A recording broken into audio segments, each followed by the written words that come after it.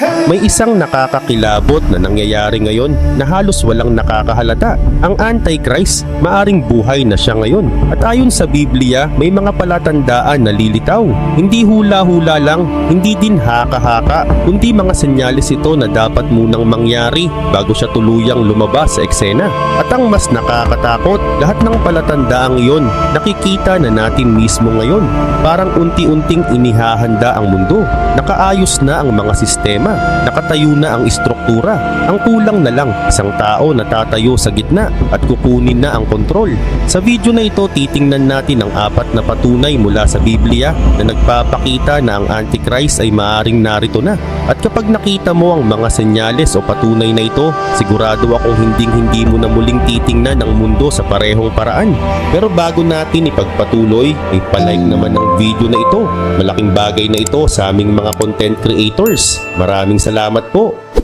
Sign number 1, he rises during global chaos. Hindi lalabas ang Antichrist sa panahong tahimik ang mundo. Hindi siya sisibol sa panahon ng kasaganaan at kapayapaan. Lalabas siya sa gitna ng kaguluhan. Sa Daniel chapter 7, ipinakita sa propeta ang isang kakaibang pangitain. Nakita niya ang 4 na mababangis na nilalang na sumasagisag sa 4 na magkakasunod na kaharian sa kasaysayan. Ang pang-4 ang pinaka-nakakatakot, malakas, mapaminsala at winawasak ang lahat ng madaanan. Dinudurog nito ang buong mundo sa ilalim ng kanyang paa. Mula sa halimaw na ito, 10 sungay ang lumitaw na ayon sa paliwanag ng Biblia ay kumakatawan sa 10 hari o mga kaharian. Pero pagkatapos nito, may isang maliit na sungay na biglang umangat mula sa kanila. Ang maliit na sungay na ito, siya ang Antichrist. Pansinin ang pagkakasunod-sunod. Hindi siya unang lumitaw. Hindi siya sentro agad. Sumulpot siya habang nagkakawatak-watak ang kapangyarihan, habang nagugulo ang dating matitibay na sistema.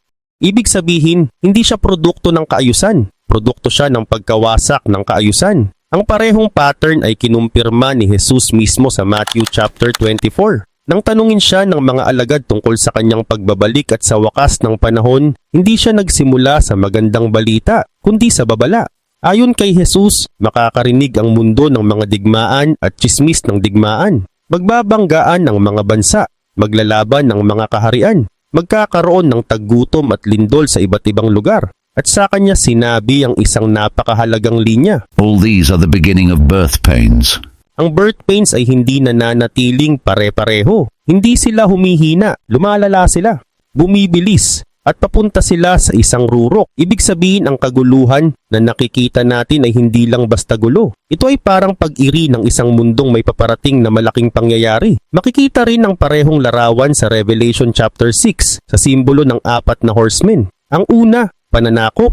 Ang ikalawa, pagkawala ng kapayapaan. Ang ikatlo, tagutom at pagbagsak ng ekonomiya. At ang huli, kamatayan. Kapag pinagsama, malinaw ang mensahe. Digmaan, kakulangan, takot at kawalan ng kontrol. At ayon sa kasulatan, ito mismo ang kapaligiran kung saan aangat ang Antichrist. Ngayon tingnan natin ang mundo sa kasalukuyan.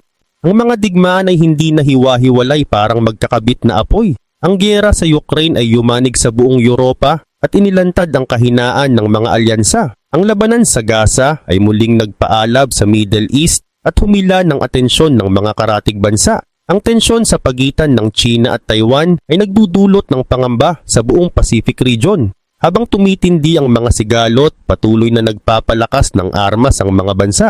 Ang banta ng nuclear war na dati parang malabong alaala ay muli nang bumabalik sa usapan. At sa gitna ng lahat ng ito, ang mundo ay pagod na, natatakot at naghahanap ng solusyon. At yan mismo ang klase ng mundo na inilalarawan ng Biblia. Isang mundong handang tumanggap ng sino mang magsasabing, ako ang magdadala ng kaayusan. Sa katunayan, hindi ito mga hiwa-hiwalay na pangyayari. Kapag pinagdugtong-dugtong mo ang nangyayari sa mundo ngayon, malinaw na malinaw ang pattern. Ito mismo ang klase ng tensyon na sinabi ni Jesus na mangyayari. Wars and rumors of wars. Bansa laban sa bansa. Kaharian laban sa kaharian. Kasabay ng digmaan, lumalala rin ang problema sa ekonomiya. Ang kabuang utang ng mundo ay lumampas na sa $300 trillion. Halos lahat ng bansa ay tinatamaan ng inflation, mula sa pagkain, renta, hanggang sa pang-araw-araw na gastusin. Nahihirapan ng mga gobyerno na pagsabayin ang paglago ng ekonomiya, stability at halaga ng kanilang pera. Ang mga sistemang matagal ng pinagkakatiwalaan ay unti-unti ng kinukwestiyon.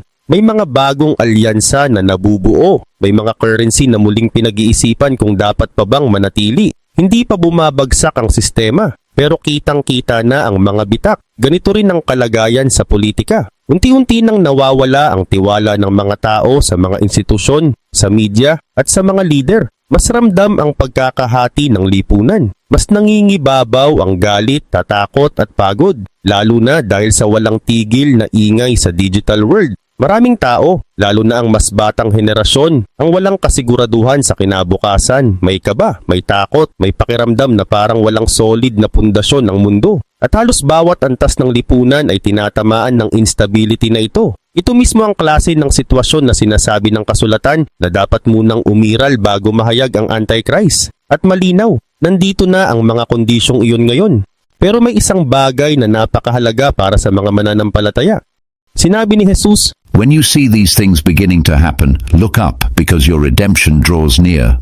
ibig sabihin, ang parehong kaguluhan na hudyat ng pag-angat ng Antichrist ay siya ring palatandaan ng nalalapit na pagbabalik ni Kristo. Sa kasaysayan, iisa ang paulit-ulit na nangyayari. Kapag ang isang lipunan ay matagal nang nabubuhay sa kaguluhan, hindi ito nananatili roon habang buhay. Ang mga tao ay naghahanap ng sagot, naghahanap ng kaayusan, naghahanap ng leader na magbibigay ng direksyon. At kapag sobrang bigat na ng pressure, nagiging handa ang mga tao na sumunod kahit kanino, basta may pangakong ginhawa. Dito nagiging malinaw ang biblical pattern. Hindi kailangang likhain ng Antichrist ang kaguluhan. Dumating siya sa mundong wasak na at desperado na. Umaangat siya dahil ang mundo mismo ang humihingi ng isang leader, isang taong kayang ipaliwanag ang gulo at magbigay ng solusyon. Pero ang global chaos ay simula pa lang. Ang susunod na mangyayari ay mas nakakatakot dahil ayon sa kasulatan, kapag lumitaw ang lalaking ito, hindi siya magmumukhang kontrabida. Magmumukha siyang bayani at dahil doon, sambahin siya ng buong mundo.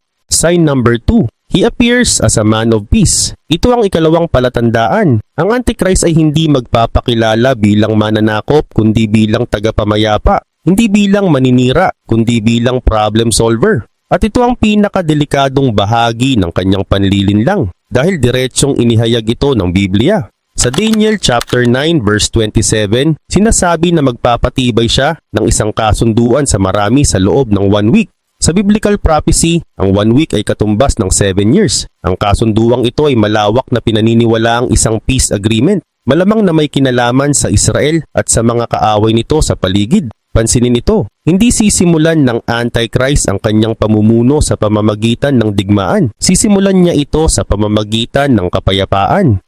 Ito ang isa sa pinakaimportanteng sandali sa prophetic timeline. Ang paglagda sa 7-year covenant ang tanda ng pagsisimula ng huling 7 years bago ang pagbabalik ni Kristo na mas kilala bilang the tribulation. Sa unang 3.5 years, magmumuka ang Antichrist na sagot sa lahat ng problema ng mundo. Isang diplomat, isang tagapagbuklod, isang leader na puno ng vision at solusyon. Itaas siya sa mga bulwagan ng United Nations. Purihin siya ng mga world leaders. Itatanghal siya ng media bilang pinakadakilang statesman ng modernong panahon. At ang buong mundo ay parang sabay-sabay nahihinga ng maluwag. Iniisip na sa wakas, may leader na kayang magdala ng pangmatagalang kapayapaan. Pero malinaw ang babala ng kasulatan. Sa 1 Thessalonians chapter 5 verse 3, isinulat ni Pablo, While people are saying peace and safety, destruction will come on them suddenly, like labor pains on a pregnant woman, and they will not escape. ang kapayapaang ito ay pansamantala. Ang kapayapaang ito ay may plano. Ito ay dinisenyo para makuhang buo ang tiwala at katapatan ng masa. At kapag ipinakita na ng Antichrist ang tunay niyang anyo, nakagapos na ang mundo sa kanya. Makikita rin natin ang parehong larawan sa Revelation chapter 6 verse 2. Ayon sa nakita ni Juan, may isang puting kabayo na lumabas. Ang sakay nito ay may hawak na bow, pero kapansin-pansin, wala siyang arrows. Binigyan siya ng korona at siya ay lumabas bilang isang mananakop na may layuning manakop. Sa sinaunang simbolismo, ang puting kabayo ay sumasagisag sa kapayapaan at tagumpay. Pero malinaw, hindi ito si Kristo. Ito ay peke. Isang huwad na larawan ng tunay na tagapagligtas. Sa simula, hindi siya mananakop gamit ang armas. Hindi muna bala, hindi muna bomba. Panghihikayat ang gamit niya, diplomasya, magandang pananalita, at anyo ng pagiging matuwid. Ito mismo ang sinabi sa Daniel chapter 8 verse 25. By peace he will destroy many. Sa kapayapaan, doon niya sisirain ng marami. Bakit ganoon na lang kabilis tatanggapin ng mundo ang lalaking ito? Dahil matapos ang mahabang panahon ng kaguluhan, digmaan, pagbagsak ng ekonomiya, pagkawatak-watak ng lipunan, desperado na ang sangkatauhan. Handa na silang kumapit kahit kanino basta may dalang stability. At ang Antichrist ay darating na may mga sagot sa mga problemang parang walang solusyon. Magmumukha siyang taong kayang magdala ng kapayapaan sa Middle East, isang bagay na bigong makamit ng halos lahat ng modernong leader. Magmumungkahi siya ng economic reforms na parang kayang tapusin ng inequality at ibalik ang kasaganaan. Pag-iisahin niya ang magkakawatak-watak na political systems sa ilalim ng ideya ng global cooperation. Magsasalita siya ng may talino, may kumpiyansa, may moral authority, at maniniwala ang mundo. Ito ang psychological trap. Ang taong nasasaktan hindi na masyadong nagtatanong. Kapag may dumating na nag-aalok ng ginhawa, niyayakap siya, pinagkakatiwalaan, at unti-unting isinusuko ang sariling kalayaan. Dahil ang nakikita nila ay kaligtasan mula sa matinding paghihirap. Pinatutunayan ito ng kasaysayan. Pagkatapos ng World War I, wasak ang Germany, wasak ang ekonomiya. Walang dangal sa politika at hati ang lipunan. Nang umangat si Adolf Hitler, hindi siya nangampanya tungkol sa genocide. Hindi niya ipinangako ang karahasan. Ang ipinangako niya ay national pride, economic stability at social order. At milyon-milyong Aleman, pati mga Kristiyano, ang sumuporta sa kanya. Bakit? Dahil ipinangako niyang titigil ang gulo. Ngayon isipin mo ito. Ang Antichrist ay gagana sa global scale. Mas malawak, mas sophisticado, mas matalino. Hindi siya aasa sa nationalism. Hindi niya sisigaw ang kami laban sa kanila. Ang aapelaan niya ay ang pinakamalalim na hangarin ng tao. Kapayapaan, kaligtasan, kasaganaan at pagkakaisa. Ihahain niya ang sarili bilang sagot sa pagkakahati, lunas sa sigalot, simula ng bagong yugto ng progreso ng sangkatauhan. At sa loob ng isang panahon, gagana ito. Ipagdiriwang siya ng mundo.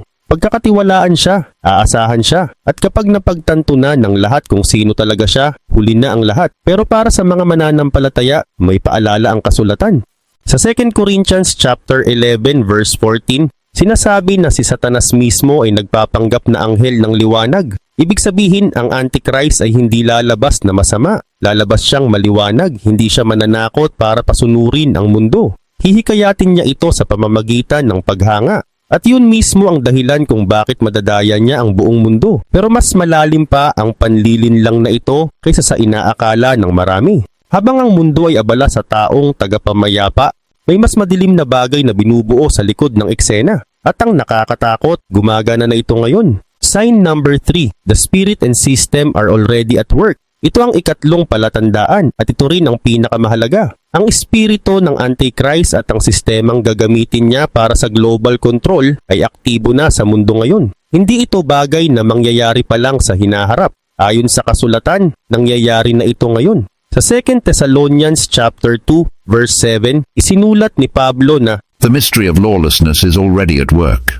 pansinin ang mga salitang ginamit. Hindi pa parating, hindi pa simula pa lang, already at work. May pumipigil pa ngayon ang tinatawag na restrainer na malawak na pinaniniwalaang ang Holy Spirit na gumagawa sa pamamagitan ng church. Habang naroon pa ang restrainer na ito, hindi pa lubusang nahahayag ang lawless system. Pero malinaw ang isang bagay, ang sistema mismo ay itinatayo na. Unti-unti nang inilalatag ang pundasyon. Mga legal framework, mga technological capability, social conditioning, economic mechanisms, lahat ng kailangan para sa isang global system ng control ay unti-unti nang binubuo. At kapag naalis ang restrainer, hindi na kailangan pang likhain ng Antichrist ang sistema. Papasok na lang siya sa isang mundong handa na. Malinaw itong pinapatunayan sa 1 John chapter 2, verse 18. Ayon kay Juan, Dear children, this is the last hour. at dagdag pa niya tulad ng narinig na ninyo na darating ang Antichrist kahit ngayon ay marami ng Antichrists. At dito raw natin malalaman na nasa huling oras na ang mundo. Mahalagang linawin ito. Ang espiritu ng Antichrist ay hindi lang isang tao. Isa itong espiritual na puwersa na kumikilos sa likod ng rebelyon ng tao laban sa autoridad ng Diyos. Sa buong kasaysayan, ang espiritong ito ang nag-angat ng mga tirano, mga maling guro at mga sistemang mapaniil. Pero ayon sa kasulatan sa mga huling araw, ang espiritong ito ay tuluyang magkakatawang tao sa iisang lalaki, isang leader na mangunguna sa huling rebellion laban sa Diyos. May dagdag pang babala sa 1 John chapter 4 verse 3. Sinasabi roon na ang bawat espiritu na hindi kumikilala kay Jesus ay hindi mula sa Diyos. Ito raw ang espiritu ng Antichrist na ayon sa babala ay darating pero malinaw na sinasabi rin kahit ngayon ay narito na ito sa mundo. Ibig sabihin nandito na ang espiritu. Aktibo na ito at unti-unti nitong inihahanda ang mundo para sa pagdating ng tao na gagamitin nito. Makikita natin ang epekto nito sa mga pagbabago sa kultura, moralidad at pananampalataya sa paligid natin. Ang katotohanan ay binabago ang kahulugan. Ang absolute na tama at mali ay itinataboy. Ang biblical Christianity ay isinasantabi, minamaliit at inuusig. Ang takot sa Diyos ay napapalitan ng pagsamba sa sariling kagustuhan at kalayaan ng tao. Hindi ito basta uso lang. Hindi ito random na cultural shift. Ito ay espiritu ng Antichrist na hinuhubog ang isip ng mundo para tanggapin ng isang leader na ilalagay ang sarili niya sa ibabaw ng lahat ng tinatawag na Diyos. Pero hindi sapat ang espiritu lang. Kailangan ng Antichrist ng isang sistema. At malinaw na inilalarawan ito sa Revelation chapter 13. Sa verses 16 and 17, isinulat ni Juan na pipilitin ng halimaw ang lahat. Maliit man o malaki, mayaman o mahirap, malaya o alipin, na tumanggap ng marka sa kanang kamay o sa noo. At walang sino man ang makakabili o makakapagbenta kung wala ang markang iyon, o ang pangalan ng halimaw o ang numero ng kanyang pangalan. Ito ay isang global economic system na humihingi ng buong pagsunod. Walang marka, walang access sa lipunan, walang pambili ng pagkain, walang pambayad ng renta, walang basic na serbisyo, buong katapatan o tuluyang pagkatanggal. Sa loob ng halos 2,000 years, ang prophecy na ito ay parang imposible. Paano raw makokontrol ng isang tao ang lahat ng transaksyon ng bawat tao sa mundo? Simple lang ang sagot noon, wala pang teknolohiya. Pero ngayon meron na. Sa mismong panahon natin, ang infrastruktura para sa global economic surveillance at control ay unti-unti nang itinatayo. Ang mga digital identity systems ay inilalabas na sa maraming bansa. Inuugnay ang biometric data sa government services, bangko at trabaho. Ang central bank digital currencies ay dinidevelop na ng mahigit 100 countries na nagbibigay sa mga gobyerno ng kakayahang bantayan, kontrolin, at kahit baligtarin ang mga financial transaction in real time. Ang facial recognition technology ay umabot na sa antas kung saan pwedeng bantayan ang buong populasyon ng tuloy-tuloy. Ipinapakita ng social credit systems kung paano ginagantimpalaan ang pagsunod at pinaparusahan ng hindi sang-ayon. Ang artificial intelligence ay ginagamit na ngayon para suriin ang kilos ng tao at ipatupad ang pagsunod sa lawak na hindi pa maiisip kahit 10 years ago. Ang cashless payment systems ay unti-unti nang nagiging normal, ginagawang luma ang physical cash at sinisigurong lahat ng transaksyon ay nare-record at nasusubaybayan. Hindi ito lihim, hindi ito conspiracy theory. Ito ay documented policies, publicly available technology at hayagang layunin ng mga gobyerno at international organizations. Nandyan na ang teknolohiya, binubuo na ang legal frameworks, at hinahanda na ang isip ng publiko para tanggapin ito. Ang kulang na lang isang leader na mag-a-activate ng lahat. At ayon sa Revelation chapter 13 verse 7, ang Antichrist ay bibigyan ng autoridad sa bawat tribo, bawat bayan, bawat wika at bawat bansa. Ito ay malinaw na global dominion. At sa kauna-unahang pagkakataon sa buong kasaysayan ng tao, may teknolohiya na para gawin itong posible. Tayo ang unang henerasyon sa buong kasaysayan kung saan ang mga hula sa Revelation chapter 13 ay posible na sa teknolohiya. Handa na ang infrastruktura, nakaayos na ang mga sistema, at kapag lumitaw ang taong ito, hindi na niya kailangang likhain ng mga mekanismo ng kontrol. Aangkinin na lang niya ang mga ito. Nakadeploy na ang teknolohiya. Gumagana na ang mga sistema. Pero may isang huling piraso na mas nakakakilabot kaysa sa lahat. Hinuhubog na ang mundo para humingi mismo ng sistemang ito. Sign number 4. The world is being conditioned to accept absolute authority. Ito ang ika-4 na palatandaan. Ang lipunan ay unti-unting sinasanay na isuko ang personal na kalayaan kapalit ng sentralisadong kapangyarihan. Sa paraang kahawig na kahawig ng huling katapatan sa Antichrist. Hindi ito usapin ng politika. Ito ay usapin ng puso ng tao at ng kakayahan nitong sumamba sa kapangyarihan. Sa Revelation chapter 13 verses 3 and 4, inilalarawan ang sandaling inililipat ng mundo ang kanilang katapatan. Ayon sa nakita ni Juan, ang buong mundo ay namangha at sumunod sa halimaw. Sinamba nila ang dragon dahil ibinigay nito ang autoridad sa halimaw. At sinamba rin nila ang halimaw at nagsabi, Who is like the beast? Who can wage war against him? pansinin ang wika. Ang mundo ay hindi napilit. Hindi sila sumunod dahil sa takot, sumunod sila dahil sa paghanga. Hindi ito sa pilitan. Ito ay kusang loob na katapatan na ipinanganak mula sa paniniwalang ang lalaking ito ang sagot sa lahat ng problema ng sangkatauhan. Sa aklat ng Revelation, ang pagsamba ay hindi lang ritual o seremonya. Ito ay buong debosyon, buong tiwala, ganap na pag-asa. Ito ang paglipat ng pinakamataas na autoridad mula sa Diyos patungo sa tao. Mas lalong nagiging malinaw ang trahedya sa Revelation chapter 13 verse 8. Sinasabi roon na lahat ng naninirahan sa mundo ay sasamba sa halimaw. Lahat ng ang pangalan ay hindi nakasulat sa Lamb's Book of Life. Ibig sabihin ang bawat taong ang pag-asa ay hindi nakaugat kay Kristo ay magbibigay ng kanilang katapatan sa Antichrist. Hindi dahil sila pinilit, kundi dahil nadaya sila. Maniniwala sila na karapat dapat siyang sambahin. Kaya ang tanong ngayon ay ito, hinahanda na ba ang mundo para sa ganitong klase ng pagsuko? Tingnan natin ang nangyayari sa kultura at sa isip ng tao ngayon.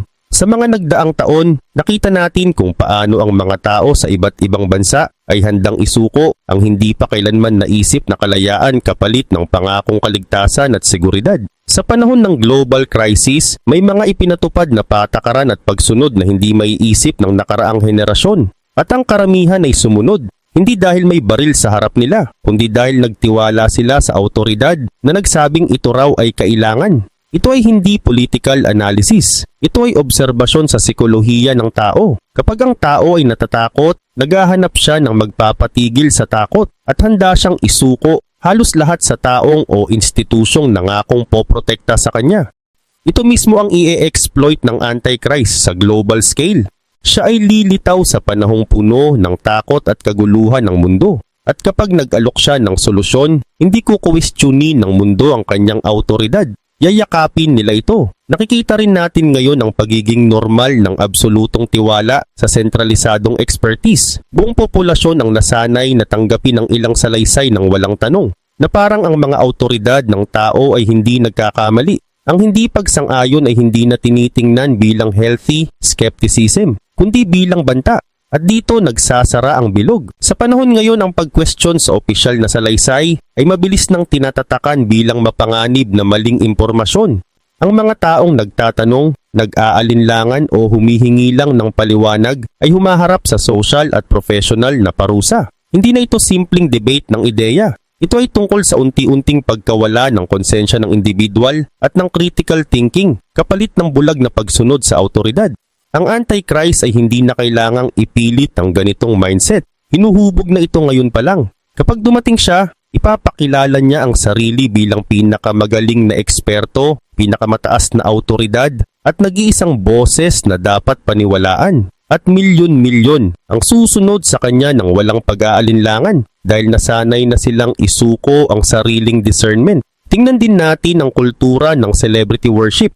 Umabot na ito sa nakakaalarma na antas. Ang mga karismatik na personalidad ay itinatanghal na parang mga Diyos. Binibigyan sila ng malalaking platform. Ipinagtatanggol laban sa kahit anong kritisismo. Ginagaya ang paniniwala at ginagawang modelo ng pamumuhay. Ito ang eksaktong parehong psikolohikal na mekanismo na magtutulak sa pagsamba sa Antichrist. Siya ay magiging karismatik, matalino, mukhang moral at hahangaan ng lahat. At ang mundong nasanay ng sumamba sa tao ay ililipat ang pagsambang iyon sa kanya nang hindi namamalaya ng tunay na nangyayari. Dagdag pa rito, ang moral relativism ay winasak na ang konsepto ng absolute truth sa isip ng bilyon-bilyong tao. Kung ang katotohanan ay kung ano lang ang gusto kong paniwalaan, wala akong depensa laban sa isang leader na muling magbibigay ng kahulugan sa katotohanan para sa akin. Hindi na kailangang patunayan ng Antichrist na siya ang tama. Kailangan lang niyang kumbinsihin ng mundo na wala namang talagang tama at mali. At kapag ang katotohanan ay napag-uusapan na lang, nagiging hindi maiiwasan ng katapatan. Ipinaliliwanag ito ng malinaw sa 2 Thessalonians chapter 2 verses 9 to 12. Ayon sa isinulat ni Pablo, ang pagdating ng lawless one ay ayon sa paraan ng paggawa ni Satanas. May kasamang signs at wonders na nagsisilbi sa kasinungalingan. Ang mga tao ay mapapahamak dahil tumanggi silang mahalin ang katotohanan. At dahil doon, hinayaan ng Diyos ang isang matinding panlilinlang upang paniwalaan nila ang kasinungalingan. Mahalagang tandaan ito, ang mga tao ay hindi madadaya laban sa kanilang kalooban. Madadaya sila dahil tinanggihan nila ang katotohanan noong ito ay available pa. Hindi nila minahal ang katotohanan. Ang minahal nila ay comfort, security at sariling kapangyarihan. At kapag inialok ng Antichrist ang lahat ng iyon, sasambahin nila siya dahil ibinibigay niya ang matagal na nilang gusto. Ang mark of the beast ay hindi agad ipapataw sa pamamagitan ng dahas. Ihahain ito bilang kailangan, bilang nag-iisang paraan para makasali sa lipunan. At tatanggapin ito ng mga tao ng kusang loob. Dahil sa puntong iyon, matagal na nilang naisuko ang kanilang konsensya at kalayaan sa sistema. Ang marka ay magiging panlabas na simbolo ng isang panloob na katapatan na matagal nang ibinigay. Kaya pagdugtong-dugtungin natin ang lahat, ang Antichrist ay aangat mula sa global influence. Makikipagkasundo siya sa Middle East. Kokontrolin niya ang digital economic system at magkakaroon siya ng kapangyarihan sa gitna ng global chaos. Ngayon, itanong mo sa sarili mo, ilang tao ang buhay ngayon na akma sa paglalarawang ito? Ilang global leaders ang may platform, impluwensya at access sa mga sistemang napag-usapan natin? Hindi marami. Sa katunayan, kung nauunawaan mo ang biblical prophecy at pinagmamasdan mo ang current events, nakakagulat kung gaano kakaunti ang posibleng kandidato. At ayon sa mga nakakaalam, may hindi bababa sa 3 individuals na sa loob ng last 5 years ay may mga pahayag na kahawig ng mga babala sa Daniel at Revelation. Hindi ako magbabanggit ng pangalan, pero ito ang sinasabi ko sa iyo, magmasid ka. Dahil kapag ang lalaking ito ay humarap sa mundo, hindi niya sasabihing siya ang Antichrist. Ipapakilala niya ang sarili bilang tagapagligtas ng sangkatauhan at bilyon-bilyon ang maniniwala sa kanya. Kaya nasaan na tayo ngayon? Ang mundo ay nasa kaguluhan, hinuhubog ang kondisyon para sa pag-angat ng isang global leader. Ang leader na yon ay magmumukhang taong may solusyon at kapayapaan at ipagdiriwang siya ng mundo. Ang espiritu at sistema sa likod niya ay aktibo na. Itinatayo ang infrastruktura ng ganap na kontrol. At ang sangkatauhan ay psikolohikal na sinasanay na sumamba sa sentralisadong autoridad at isuko ang sariling discernment. Hindi ito haka-haka. Ito ay nakikitang realidad na eksaktong tumutugma sa biblical prophecy. Ngayon, kung naroroon na ang 4 na palatandaang ito, ano ang ibig sabihin nito para sa atin ngayon? Malaki ang posibilidad na nabubuhay tayo sa huling henerasyon bago tuluyang maganap ang mga hulang ito. Hindi ito sensationalism. Hindi ito pananakot. Ito ay maingat at seryosong konklusyon batay sa pagsasabay-sabay ng mga senyales na sinabi mismo ni Jesus na dapat nating bantayan. Sa Matthew chapter 24, ibinahagi ni Jesus ang talinghaga ng puno ng igos. Kapag ang sanga ay nagiging malambot at nagsisimulang maglabasa ng mga dahon, alam mong malapit na ang tag-init. Ganoon din sabi ni Jesus, kapag nakita ninyo ang lahat ng bagay na ito, malalaman ninyo na malapit na ito. Nasa pintuan na. Hindi natin alam ang araw o oras. Pero malinaw ang utos, kilalanin ng panahon. At ang mga senyales ay hindi na maitatanggi. Digmaan, taggutom, lindol, panlilinlang, pag-uusig, at ang ebanghelyo na ipinapahayag sa lahat ng bansa. Lahat ng ito ay nagsasabay-sabay sa lawak na hindi pa nasasaksihan ng alinmang nakaraang henerasyon. Sa ngayon, ang restrainer ay naroon pa rin, pinipigilan ang buong paghahayag ng man of lawlessness. Pero malinaw sa 2 Thessalonians chapter 2 na panandalian lamang ang pagpipigil na ito. Kapag naalis ang restrainer, mahahayag ang Antichrist. Handa na ang sistema. Nakatakda na ang kondisyon. Mas malapit na tayo sa wakas kaysa kailanman. Para sa mga hindi pa nakakakilala kay Hesukristo, ito ay isang agarang babala. Nabubuhay ka sa mundong aktibong inihahanda para sa pinakamalaking panlilinlang sa kasaysayan ng tao. Ang Antichrist ay mag-aalok ng lahat ng hinahanap ng puso ng tao hiwalay sa Diyos. Kapayapaan, seguridad, kasaganaan, pagkakaisa at layunin. Kung wala kang pundasyon sa biblical truth, hindi mapipigilan ang panlilinlang at ang kapalit ay walang hanggan. Sa Revelation chapter 14 may malinaw na babala. Ang sino mang sasamba sa halimaw at tatanggap ng kanyang marka ay haharap sa galit ng Diyos. Walang second chance pagkatapos tanggapin ang marka. Ang desisyong gagawin mo ay magtatakda ng iyong eternity. Ang tanging depensa ay isang relasyon kay Hesukristo na itinatag ngayon bago pa dumating ang krisis. Sa iba't ibang bahagi ng Muslim world, may tahimik pero malalim na pagbabago ang nangyayari. Hindi ito pagtalikod sa kultura at hindi rin ito usapin ng pagkawala ng pagkakakilanlan. Sa halip ito ang malaking problema nila. Marami ng mga Islam ang tumatalikod na sa kanilang relihiyon. Sa Iran, Tunisia, Egypt at kahit sa Saudi Arabia, unti-unti nang nababawasan ang impluensya ng relihiyon sa buhay ng tao. Dati, ang mga cleric ay may halos ganap na kapangyarihan. Ngayon ay marami na ang hindi na nakikinig sa kanila. Dati ginagamit ng gobyerno ang relihiyon para kontrolin ang lipunan. Ngayon ramdam na humihina na ang kontrol na yun at makikita mo ito sa datos. Sa Tunisia, halos kalahati ng kabataan ang nagsasabing hindi na sila religious. Sa Iran naman, isa na lang sa bawat tatlo ang nagsasabing sumusunod pa sila sa version ng Islam na ipinapatupad ng gobyerno. Sa online naman, mas lantad pa ang pagbabago.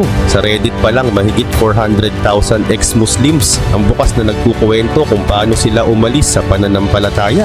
Sa katunayan ay hindi ito maingay na rebellion at walang barilan dito at wala ring kudeta. Pero mabilis itong kumakalat, tahimik, digital at viral.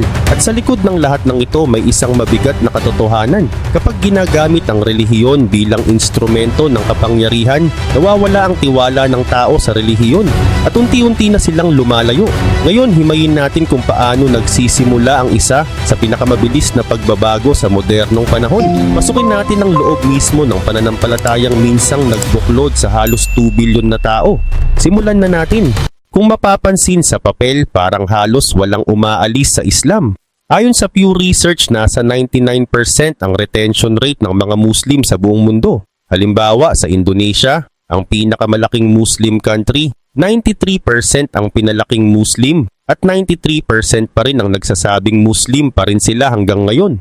Ganito rin ang pattern sa Pakistan, Egypt at maraming bansa sa Middle East. Mas mababa pa sa 1% ang nagsasabing umalis na sila sa relihiyon. Sa unang tingin, mukhang solid ang pananampalataya, parang hindi matitinag. Pero may problema sa mga numerong ito. Hindi nito sinusukat kung ano ang tunay na paniniwala ng tao. Sinusukat lang nila dito kung paano sila nabubuhay. Sa maraming lugar sa Muslim world, ang pag-alis sa Islam ay hindi simpleng personal na desisyon. Sa halip, maaari itong maging krimen. Sa Algeria, Malaysia, Brunei at Egypt, may mga batas na nagpaparusa sa apostasy o pagtalikod sa relihiyon. Sa Afghanistan at Iran naman, ang lantad na atheism ay maaaring magresulta sa pagkakakulong o kamatayan. Sa Saudi Arabia, ang pagpapalaganap ng atheist ideas ay itinuturing na terrorism. Sa Pakistan naman, kapag nag-post ka ng isang Facebook post na parang nagdududa ka sa Islam, ay pwede ka nang magkaroon ng kaso ng blasphemy o kalapastanganan.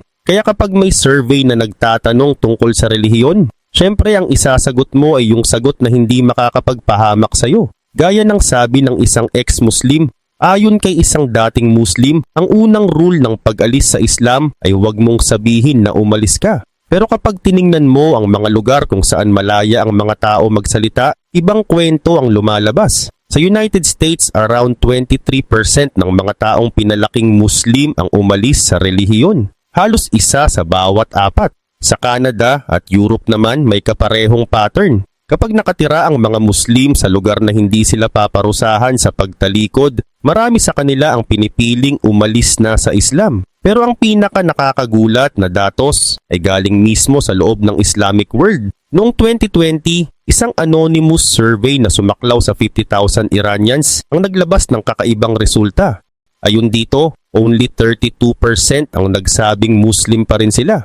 At mahigit 22% naman ang nagsabing wala na silang relihiyon. At lagpas sa kalahati naman, mga more than 50%, ang umamin na dati silang religious pero nawala na ang paniniwala nila. Sa makatuwid, humihina na talaga ang relihiyong Islam. Sa kabila pa nito, mas lalo pang nakakagulat ang lumabas sa survey. Halos 60% ng mga sumagot ang nagsabing hindi na sila nagdadasal. At malaking bahagi ng populasyon nila ang tutol na rin na pagsamahin ng relihiyon at edukasyon. Isipin mo ito. Iran ang pinag-uusapan natin, isang Islamic Republic na sa konstitusyon pa lang nila ay sinasabi na nilang ang bansa nila ay pinamumunuan ng Diyos. Pero kahit ganoon, kalahati ng populasyon ay tila hindi nakasama sa sistema. May isang Iranian analyst na nagsabi ng diretso. Ayon sa kanya, 98% kaming Muslim. Maliban kapag pribado na ang usapan. So ibig sabihin Muslim sila kapag may nakabantay at hindi sila Muslim kapag walang nagbabantay. Ganun pa man, hindi lang Iran ang may ganitong pagbabago. Sa Tunisia, 46% ng mga taong wala pang 30 ang nagsasabing hindi na sila religious. Sa loob lang ng isang dekada, halos 3 beses ang itinaas ng bilang na yon. Sa buong Arab world may mas malinaw pang pattern. Ayon sa Arab Barometer noong 2013, 8% lang ng mga Arab ang nagsasabing hindi sila religious. Pagdating ng 2019, umakyat ito sa 18%. Sa Morocco, Algeria at Libya, lalo na sa kabataan, umaabot na sa 20s at 30s ang porsyento. Hindi na ito maliit na grupo. Hindi ito isolated cases. Pinag-uusapan natin ang milyon-milyong tao. Halimbawa, kung kahit 5% lang ng Egypt na may 119 milyon na populasyon ng tahimik na lumayo sa relihiyon, yun ay halos 6 na milyong tao. Isang populasyon na kasing laki ng maliit na bansa, nandyan pa rin sa lipunan, pero hindi na talaga naniniwala. Kaya ang tanong, ano ang nasira? Ang sagot ay simple. Kapag ang relihiyon ay naging gobyerno, hindi na personal ang paniniwala. Sa Iran, makikita ito ng malinaw. Noong 1979, naging unang modernong bansa ang Iran na pinamunuan ng Shia theocracy. Ang mga cleric ay hindi lang spiritual leaders, sila rin ang political rulers. Ang Islamic law ang mismong batas ng bansa. May morality police na umiikot sa kalsada para bantayan ang pananamit at asal ng mga tao. Mahigit 45 years sinubukan ng rehimen na buuin ng perpektong Islamic society sa pamamagitan ng kontrol. Pero kabaligtaran ang nangyari. Ang mga anak at apo ng revolusyon ang lumaki sa sistemang ito. Hindi nila naranasan ang Islam bilang gabay sa moralidad. Naranasan nila ito bilang ideolohiya ng Estado na kumokontrol sa halos bawat bahagi ng buhay. Nakikita nila ang mga mula at opisyal na nagtuturo ng sakripisyo habang sila mismo ay nabubuhay sa pribilehiyo at korupsyon. Nakikita nila na ang anumang kritisismo sa sistema ay pinapatahimik sa ngalan daw ng pagtatanggol sa pananampalataya. Sa paglipas ng panahon, ang mismong ideya ng Islamic government ay naging negatibo sa mata ng marami. Isang Iranian woman ang nagsabi noong protest ng 2022. Ayon kay isang Iranian woman, sinira nila ang relihiyon namin nang pilitin nila ito sa amin. Ang mandatory hijab law ay naging simbolo ng pang-aapi para sa marami. Habang mas pinipilit ng rehimen ng pagsunod, mas lalo namang lumalayo ang mga tao hanggang sa sumabog ang galit. Noong 2022, namatay si Mahsa Amini, isang batang babae, matapos hulihin ng morality police dahil sa di umano'y maling pagsuot ng hijab. Sumunod ang malawakang protesta sa buong bansa. Isang slogan ng umalingaw sa kalsada, Woman Life Freedom. Sinunog ng mga tao ang larawan ng Supreme Leader. May mga babaeng hinubad ang kanilang headscarf at itinapon sa apoy. Hindi ito pagtanggi sa Diyos. Ito ay pagtanggi sa pamumunong relihiyoso na ginagamit ang pananampalataya bilang sandata ng kapangyarihan.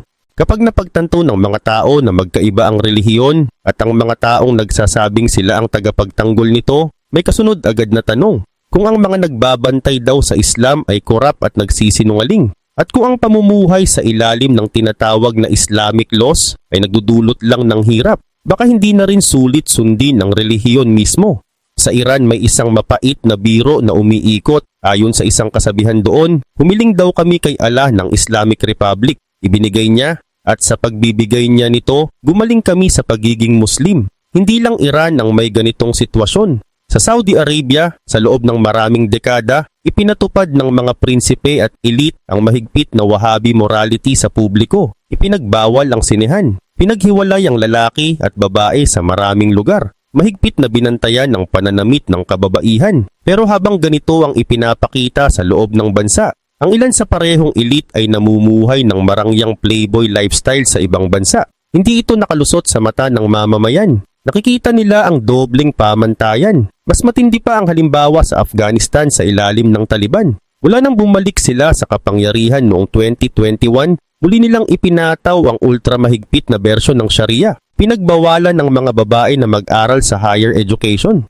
Pinagbawalan silang magtrabaho sa karamihan ng trabaho. Ginawang obligasyon ng balbas para sa lalaki. Mahigpit na binabantayan ang pagdalo sa dasal. Habang nangyayari ito, bumagsak ang ekonomiya at lumaganap ang gutom. Ang may kakayahang tumakas, umaalis. Ang hindi makaalis, tahimik na lumalaban. May underground schools. May mga lihim na panunood ng ipinagbabawal na entertainment. May mga tahimik na anyo ng pagtutol na hindi nakikita sa balita. At kapag bumagsak ang Taliban balang araw, dahil sa kasaysayan walang rehimen na panghabang buhay, mag-iiwan ito ng henerasyon na mas lalong hindi na magtitiwala sa relihiyong ginawang politika. Pero may isang bagay na mas kakaiba sa pagbabagong ito kumpara sa mga nakaraang religious collapses sa kasaysayan. Karamihan ng tao hindi pwedeng umalis ng lantaran. Kaya may iba silang ginagawa. Nabubuhay sila ng dobling buhay. Sa publiko, Muslim. Sa pribado, hindi na naniniwala. Sa Reddit forum na r/ex-Muslim, mahigit 100,000 miyembro ang nagbabahagi ng kwento nila ng Anonymous. Nagsimula ito sa iilang tao lang, pero lumaki na ngayon bilang global support network. Ikinukwento nila ang araw-araw na pakikipaglaban sa sarili. Nagfa-fast sa Ramadan kapag nakatingin ng pamilya, pero kumakain ng palihim. Uma-attend ng Friday prayers para hindi mahalata, pero wala na silang nararamdaman. Ginagamit ang Islamic greetings, sumasama sa family celebrations, pero sa loob nila, hindi na sila naniniwala sa sinasabi nila. May isang user mula Egypt ang nagsulat.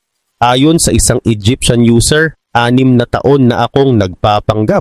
Walang ideya ang mga magulang ko. Kapag nalaman nila, itatakwil nila ako. O baka mas masahol pa. Isang user naman mula Pakistan ang nagsabi, ayon sa isang Pakistani user, araw-araw pakiramdam ko nasasakal ako. Wala akong mapagsabihan. Hindi ko nakaya ang lungkot. Malaki ang epekto nito sa isip at damdamin ng tao. Anxiety, depression, at ang tuloy-tuloy na takot na baka mabunyag sila. Kapag inisip mo kung gaano kalaki ang tahimik na pag-alis na ito, nakakagulat ang posibleng bilang. Kung kahit 10% lang ng populasyon sa malalaking Muslim countries ang pribadong lumayo sa pananampalataya, yun ay 10-10 milyong tao. 10-10 milyong nabubuhay sa kasinungalingan. 10-10 milyong binibigkas pa rin ang mga salita, pero wala na roon ang puso nila. Sa Egypt pa lang, kung 10% iyon, abot sa 12 milyon na tao. Sa Pakistan, magiging 26 milyon. Sa Indonesia, halos 29 milyon. Hindi lang ito basta numero. Mga totoong tao ang nasa likod nito. Mga taong nahahati sa pagitan ng tunay nilang paniniwala at ng kailangan nilang gawin para mabuhay ng ligtas. Para sa marami, ang internet ang nagiging nag-iisang daan palabas. Isipin mo ang isang binatang nakatira sa konserbatibong bayan. Gabi na, tulog na ang pamilya. Tahimik siyang nagtatype sa Google, I don't believe in Islam anymore. What do I do? 10 taon ang nakalipas, baka kakaunti lang ang lalabas na sagot. Ngayon parang bumubukas ang gripo ng impormasyon. May YouTube channels ng mga dating Muslim na tinatalakay ang mga kontradiksyon sa Quran. May vlogs na nagkukuwento kung bakit sila umalis. May online forums na nagsasabing huwag kang matakot, hindi ka nag-iisa. May isang ex-Muslim organizer na nagpaliwanag. Ayon sa isang organizer, kapag pinag-uusapan ng ex-Muslims, hindi pwedeng hindi pag-usapan ng internet. Nung umalis ako sa Islam, akala ko ako lang sa buong mundo. Nang makita ko ang iba online, araw-araw akong nagugulat, hindi pala ako nag-iisa. Sinira ng internet ang pakiramdam ng pagkakulong. Tinanggal nito ang monopolyo ng mga cleric sa impormasyon. Isang 16-year-old sa Karachi pwedeng manood ng palihim sa YouTube kung saan ipinaliliwanag ni evolutionary biologist Richard Dawkins ang evolution. Ang mga magulang niya noong 16 sila, imam lang ang pwede nilang tanungin at kadalasan agad itong tinatanggihan. Isang 20-year-old na babae sa Riyadh pwedeng makahanap online ng feminist critiques tungkol sa Islamic law. Ang lola niya tinanggap lang iyon bilang utos ng Diyos. Unti-unting nabasag ang lumang kwento. Siyempre, alam ito ng mga rehimen at nakikita nila itong banta. Sinubukan ng Iran gumawa ng national internet para makontrol ang impormasyon ng mamamayan. Sa Saudi Arabia at Pakistan, may cyber police na naghahanap ng 80s vloggers. Sa Bangladesh, may ilang secular vloggers na pinatay sa kalsada matapos matunton. Pero mahirap nang pigilan ang daloy. VPN proxy servers, mirror sites. Mas mabilis maghanap ng paraan ng tech-savvy youth kaysa magban ng gobyerno. At ganito ang problema sa mga sistemang ipinipilit. Iniisip nilang nananalo sila dahil sumusunod pa rin ang mga tao sa panlabas na ritual. Pero ang totoo, ang nabubuo nila ay kawalan. Dahil kapag sapat na ang bilang ng mga taong tumigil sa paniniwala, ang pagbagsak ay hindi mukhang rebelyon. Mukha lang itong katahimikan. At ang unang nawawala sa isang lipunang walang laman ay ang kinabukasan nito. At ang kinabukasang iyon ay nasa kabataan. At sa kanila, may isang grupo na nangunguna sa pag-alis, ang mga babae. Para sa maraming babae sa konserbatibong Muslim societies, ang relihiyon ay hindi nila nararanasan bilang spiritual guide. Nararanasan nila ito bilang kulungan. May isang ex-Muslim woman na nagsabi, ayon sa isang babae, buong buhay ko sinabihan akong may mga bagay na hindi ko pwedeng gawin, pero pwedeng gawin ng mga lalaking pinsan ko. Pakiramdam ko sobrang hindi patas at nakakasakal. Magsuot ng mahinhin, sumunod sa autoridad ng lalaki, tanggapin ang mas maliit na mana, tiisin ang polygamy o hindi pantay na karapatan sa diborsyo, pasanin ang tinatawag na family honor. Para sa isang batang babae na may pangarap na lampas sa pinapayagan ng paligid niya, unti-unting nagiging galit ito sa loob. Kapag tinanong niya ang mga patakarang ito, ang sagot sa kanya, ito ang batas ng Diyos. At kalaunan, hindi na lang ang batas ang kinu-question niya, pati ang Diyos. Para sa marami, edukasyon ang nagiging turning point.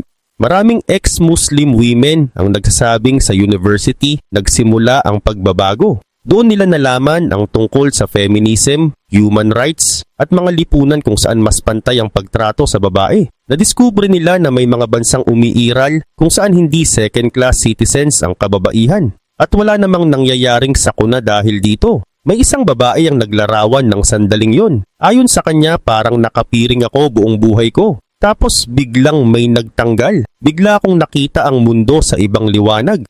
Pero ang pag-alis ay may mabigat na kapalit. Sa mga patriarchal na kultura, ang babae ang inaasahang tagapagdala ng tradisyon at karangalan ng pamilya. Kapag tinalikuran niya ang Islam, para itong hindi mapapatawad na pagtataksil. May mga pamilyang itinatakwil ang anak na babae. May ibang ikinukulong sa bahay. May pinapailalim sa tinatawag na re-education. Sa matitinding kaso, may honor-based violence. Isang babae mula sa relihiyosong pamilya ang nagsabi. Ayon sa kanya, sinusubukan kong magbigay ng maliliit na pahiwatig gaya ng hindi ako sigurado sa verse na ito para makita ang reaksyon nila. Pero sobrang negatibo ang sagot nila. Alam kong kailangan kong itago ang tunay kong nararamdaman ng maraming taon. Kaya marami sa kanila ang nabubuhay ng dobling buhay sa mahabang panahon. Sa labas, aktibo sa relihiyon. Sa loob, unti-unti nang lumalayo. Pero kapag dumating ang panahon na may sariling pera, sariling tirahan at sariling desisyon ng ilan sa kanila, may ilan na pinipiling magsabi ng totoo. Sa Iran, ang simpleng pagtanggal ng hijab sa publiko ay naging simbolo ng paglaban. Para sa ilan din, ang pagtanggal ng hijab sa publiko ay hindi lang simpleng kilos, parang literal na pag-alis ng kontrol na matagal nang nakadikit sa buhay nila. Para sa maraming babaeng umalis sa Islam, ang sandaling mabawi nila ang desisyon sa sarili nilang katawan ay napakalaking kalayaan. May isang ex-Muslim woman mula Saudi Arabia na ngayon ay nakatira na sa West ang nagsabi, ayon sa kanya parang may mabigat na pasanin na biglang nawala. Nararamdaman ko na ulit ang hangin sa buhok ko nang hindi ako nakakaramdam ng guilt.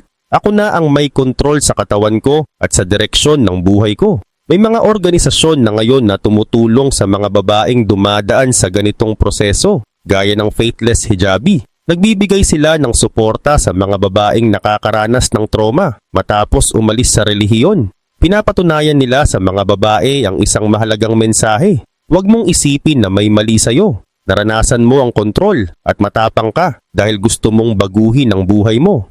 Isang babae ang nagsulat. Ayon sa kanya, ngayon ko lang na-realize na wala pala akong desisyong ginawa para sa sarili ko. Laging desisyon ng magulang ko, ng kultura ko o ng relihiyon ko. Ang pag-alis sa Islam ang unang desisyon na talagang akin. Doon ko natutunang hawakan ng buhay ko. Ang kaibahan ng panahong ito, hindi na ito pa isa-isang tao lang ang lumalayo. Minsan buong barkada, minsan buong university group. May mga batang babae na nagkakakilala sa lihim na WhatsApp groups. Doon nila pinapahayag ang mga duda. Doon sila sabay-sabay nagtatanong. Doon sila nagtutulungan. Ang dati sobrang nakaka-isolate na karanasan ay unti-unting nagiging tahimik na kilusan. At kapag tiningnan mo ang demographics, malaki ang implikasyon nito. Sila ang magiging ina ng susunod na henerasyon. Sila ang magpapasa ng paniniwala o pipiliing huwag na sumali sa sistemang hinihingi ang kanilang pagsuko. Pero hindi lang babae ang lumalayo. Isang buong henerasyon, lalaki man o babae, ang unti-unting umaabot sa parehong konklusyon. Bumagsak ang sistemang ipinangako sa kanila. Makikita ito sa datos. Sa MENA region, pinakamataas sa mundo ang youth unemployment, nasa 26%, halos doble ng global average. Sa Tunisia at Jordan, nasa 40 hanggang 42% ng kabataan ang walang trabaho. Marami sa kanila may college degree, pero walang malinaw na kinabukasan. May mga binatang nakatambay sa kafe, nakatitig sa cellphone, sa mga saradong tindahan, sa mga pagkakataong hindi dumarating. May mga babaeng namumuhay araw-araw sa ilalim ng mga patakarang sinasabing nagbibigay ng dangal. Pero sa praktika, nagdudulot ng kontrol. Pamilyang gipit, tumataas ang presyo ng bilihin. Mahirap makahanap ng bahay. Hindi tumataas ang sahod. Hindi gumagana ang sistema. At dahil ang sistemang iyon ay matagal nang nakabalot sa relihiyosong autoridad, ang pagkabigo nito ay nagiging pagkabigo rin ng relihiyon sa mata ng marami. Lumilikha ito ng isang mabigat na tanong sa isip ng kabataan. Sinasabi sa kanila, ibibigay ng Islam ang direksyon, ibibigay ng Islam ang sagot, ibibigay ng Islam ang kabuhayan. Pero nagtapos sila ng degree, walang trabaho. Nakikita nilang nagtatrabaho ang ama nila ng 3 trabaho. Pero kulang pa rin pambayad sa renta. Nakikita nilang may mga pagkakataong hindi nakukuha ang kapatid nilang babae dahil lang sa kasarian. Unti-unting nawawalan ng laman ang mga pangako. Isang batang Tunisian ang nagsabi ng diretso. Ayon sa kanya, sinabi sa amin na Islam ang solusyon. Sinubukan namin. Hindi gumana. Ngayon, ano na? Ang tanong na yon, ngayon, ano na? Ang bumabagabag sa buong henerasyon. Sa Iran pa lang tinatayang nawawala ang around 150,000 hanggang 180,000 na educated professionals bawat taon. Isa ito sa pinakamataas na brain drain rate sa mundo. Ipinapakita rin ng survey na nasa 40 hanggang 50% ng Iranian students at professionals ang gustong umalis ng permanente. Sa North Africa, Morocco, Algeria, Tunisia, higit sa kalahati ng kabataan ang nakapag-isip ng mga ibang bansa. Bumuboto sila gamit ang paa. Kung hindi nila mabago ang sistema, aalis sila rito. Pero hindi lang ekonomiya ang krisis, moral din. Nakikita ng kabataan ang mga elite cleric na nakatira sa mansyon habang nagtuturo ng sakripisyo. Nakikita nila ang mga opisyal na nag-iipon ng yaman, pribilehyo at luho. Habang pinapangaralan ang publiko tungkol sa kahinhinan at disiplina, nakakasakal ang hypocrisy. Kapag nangangaral ang mga leader sa Friday prayer tungkol sa katapatan at sakripisyo, umiikot na lang ang mata ng ilan. Nakita na nila ang corruption scandals, ang nepotism, at doon nabubuo ang konklusyon. Kung ang mga taong nagsasabing kinatawan ng Diyos ay hindi sumusunod sa sarili nilang tuntunin, bakit kami susunod? Bumagsak ang tiwala sa religious leaders. Sa Iraq, ang public trust sa kanila ay bumaba mula 64% noong 2013 hanggang 40% pagsapit ng 2019. Sa Sudan, halos nahati ito, mula around 50% hanggang 24% sa parehong panahon. Sa Egypt, nagkaroon pa ng eksperimento sa Islamist governance nang manalo si Mohamed Morsi ng Muslim Brotherhood noong 2012. Pero sa loob lang ng isang taon, bumalik ang mga tao sa lansangan para magprotesta laban sa kakulangan ng kakayahan ng gobyerno. May ilan na dating gusto ng Islamic rule ang mismong humiling sa militar na alisin ito. Ang naging aral ng marami, mali ang pagsamahin ng relihiyon at estado. Pagkatapos nito, dumating ang ISIS. Ipinahayag ng grupo na ibinabalik nila ang purong caliphate na parang noong 7th century. Pero ang nakita ng mundo ay karahasan, pang-aalipin at pagkawasak. Ang halos pangkalahatang pagkasuklam ng mga Muslim sa ISIS ay nagdulot ng anino kahit sa mas moderate na Islamist movements. Ngayon kapag may kilusang politikal na gumagamit ng bandila ng Islam, marami agad ang nagiging maingat. Sa survey, kalahati ng mga batang Arab ang sumang-ayon sa pahayag na religious values ang humahadlang sa pag-unlad ng Arab world. Basahin mo ulit, kalahati. Hindi ibig sabihin nito na biglang naging atheist ang lahat, pero malinaw na nagiging bukas sila sa pagtatanong kung baka ang sobrang pagdomina ng relihiyon sa public life ay bahagi ng problema. Nakita na nila ang sapat na bilang ng nabigong eksperimento. Nakita na nila ang mga bansang nasira at marami sa kanila hindi na naniniwala na ang mga Islamist ang may sagot.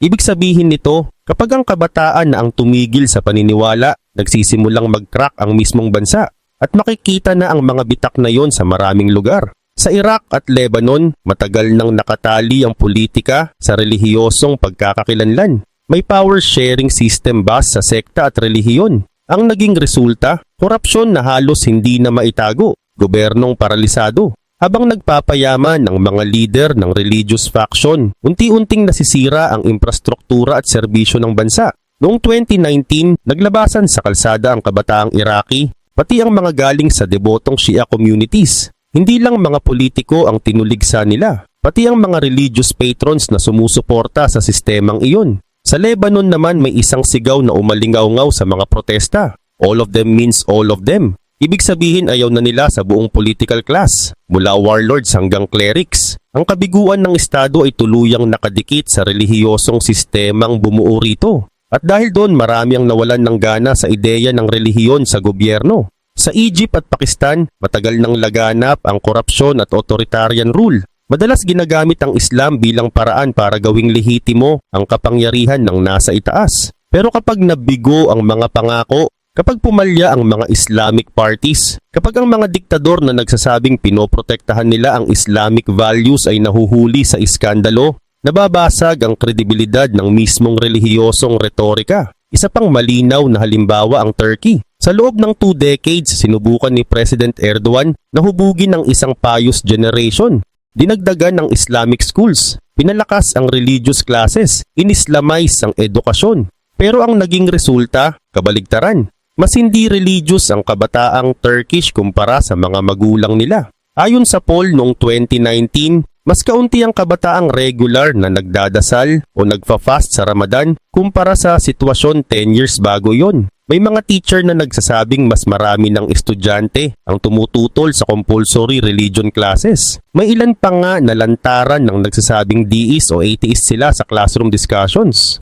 Sinubukan ng Estado ipilit ang pananampalataya at ang naging tugon ng marami, intelektuwal na rebellion. Ito ang pattern na paulit-ulit na lumilitaw sa Muslim world habang mas pinipilit ng gobyerno o fundamentalist movement ang Islamic conformity. Mas lalo nitong pinapalaki ang backlash at disillusionment para itong cycle na walang exit.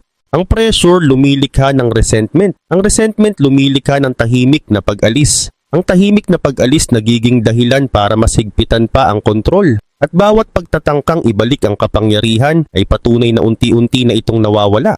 Madalas tinitingnan ng West ang Muslim world sa maling lente. Iniisip nila na ang usapan ay terrorism laban sa reform o authoritarianism laban sa demokrasi. Pero ang mas malalim na problema ay ang pagbagsak ng legitimacy sa loob mismo ng mga lipunang ito. Doon kung saan ang pagsunod ay nagiging walang laman. Kung saan ang identity ay nagiging palabas na lang. Kung saan nagiging marupok ang Estado dahil nakatayo ito sa pundasyon ng paniniwalang pinipilit lang. Ang sistemang ipinakilalang perpekto at hindi matitinag. Ngayon ay bumibigay na sa sarili nitong pressure. At dito papasok ang pinakamapanganib na tanong. Ano ang mangyayari kapag milyon-milyon ang nagpapanggap? Kaya ng sistema mabuhay sa pagdududa. Kaya rin nitong mabuhay sa rebelyon. Pero hindi nito kayang mabuhay sa hinaharap kung saan milyon ang hindi na naniniwala. Pero patuloy lang na nagpapanggap. Hindi ito maingay na pagbagsak. Ito ay pagguho mula sa loob. Tahimik na lungsod sa gabi, mga neon lights na bukas pa rin, mga kalsadang halos walang tao, at ang tawag sa dasal na umaalingaw-ngaw, pero tila nawawala sa hangin. Humingi ang sistema ng katapatan, ang nalikha nito kawalan. Hindi mo na maibabalik ang kaalaman, hindi mo na mapapatay ang internet, hindi mo kayang takutin ang buong henerasyon para pilitin silang maniwala ng totoo. At malinaw ang ipinapakita ng demographics. Sa maraming bahagi ng Muslim world, nasa 20s ang median age. Ang henerasyong ito ay lumaki sa globalized world matapos ang 9/11.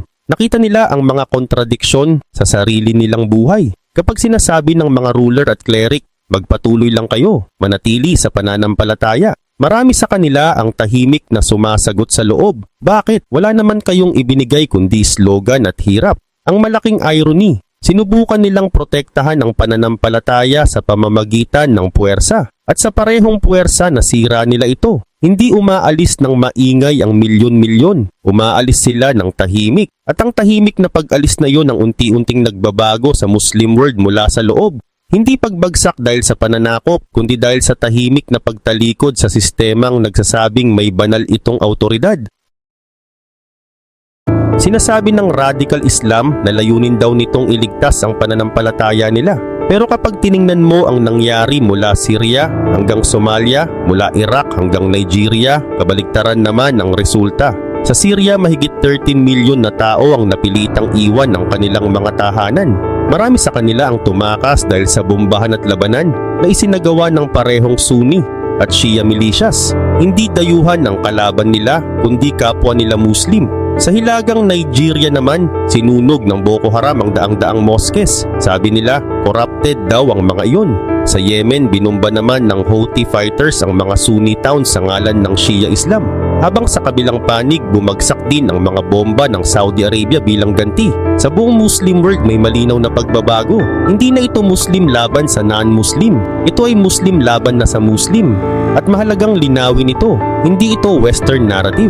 Ito ay isang civil war, relihiyoso, politikal at panghenerasyon na nagaganap sa loob mismo ng Islam. At kung patuloy na mananalo ang mga radical movements, may posibilidad na wala nang matira sa mga taong mananampalataya na sinasabi nilang ipinagtatanggol nila. Kaya ito ang tanong na dapat sagutin. Paano at bakit ito nangyayari? Pero bago tayo magsimula, huwag kalimutang i-like ang video na ito. Malaking bagay na ito para sa aming mga content creator. Maraming salamat at ngayon simulan na natin. Sa katunayan, kahit saan kumalat ang radical Islam, pare-pareho lang din naman ang pattern. Nagiging abo ang mga lungsod, bumabagsak ang ekonomiya, nahahati ang mga komunidad, at ang pananampalataya na dapat nagbibigay pag-asa. Nagiging bagay sila na kinatatakutan ng mga tao. Hindi ito aksidente. Tingnan mo ang geography. Mula West Africa hanggang Central Asia, mula Arabian Peninsula hanggang Sahel. Bawat rehiyon na sinakop ng radical movements ay dumaan sa iisang trajectory. Una, pangako ng kaayusan. Sunod, brutal na pagpapatupad. Pagkatapos, pagbagsak ng lipunan. At sa huli, malawakang paglikas. Sa katunayan, may mekanismong gumagana rito. Isang bitag nila ito na maayos muna, tapos biglang mag-iiba na sa sandaling makuha na ng extremist ang kapangyarihan. At kapag okay na, dito na umiikot ang cycle. Ang Syria ang malinaw na ebidensya. Bago ang 2011, isa itong middle income country na may gumaganang infrastructure at regional trade. Ngayon, mahigit 90% ng mga Syrian ang nabubuhay na sa kahirapan. Mahigit kalahati ng infrastructure ng bansa ay wasak na. Ang mga lungsod tulad ng Aleppo na dati masiglang commercial centers ay naging libingan na ng mga gusaling gumuho at 13 milyon na katao. Halos kalahati na ito ng populasyon ang na-displace o namatay sa digmaan. Ayon sa World Bank, bumagsak ang ekonomiya ng Syria ng higit 50%.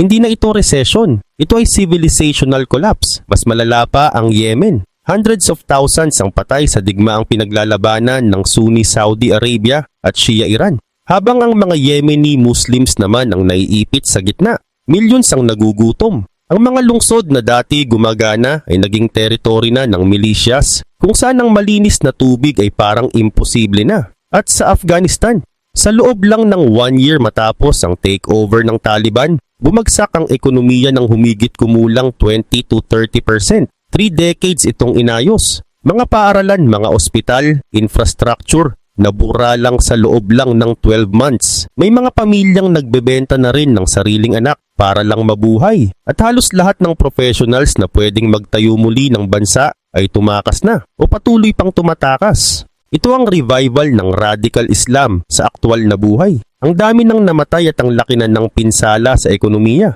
Ang tunay na pinsala talaga ay mas malalim pa at tumatama ito sa pinakaugat ng Islam para sa mismong mga taong sumusunod sa Islam. Kapag ang pananampalataya ay iniuugnay na sa takot, karahasan at pagkawasak, unti-unti nang napuputol ang koneksyon ng tao rito. So ibig sabihin wala nang halos tao na nagtitiwala sa Islam. At para maintindihan kung bakit parang suicide spiral ang nangyayari, kailangan nating makita ang bitag sa gitna ng lahat ng ito. May mga Islam kasi na ayaw tumanggap ng iba pang paniniwala. Kaya naman kapag hindi nagkakaunawaan ay dito na nagsisimula ang gulo. Sa teorya, malinaw talaga ang pangarap ng Islam. Isang pandaigdigang komunidad ng mga mananampalataya.